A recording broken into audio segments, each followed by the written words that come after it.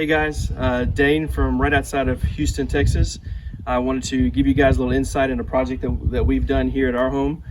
We wanted to screen in our porch to give us a little bit extra living space, and with this time of year, we have mosquitoes that are going to carry you away. So this is a perfect opportunity to kind of talk to you guys about the SNAPP screen products that we bought. I did a lot of research as far as the screen aspect of this porch, and felt like it was a great fit for us. There's nothing about this house that's exactly square, level, and things like that. So I knew I needed something that was going to be able to adjust to the project itself. So as you can see here, we've done multiple panels. I did talk to customer service once we discussed the project itself, and this was a no-brainer for us.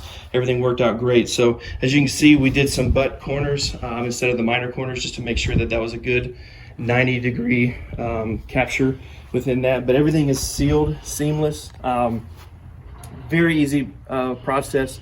When it talks about the tools needed, and I mean, I did it. So, and that speaks volumes with that. So follow their installation guidelines. Those videos are very helpful as far as measuring and what to look for. But yeah, here's our finished product, and we're very excited to utilize it the rest of the year.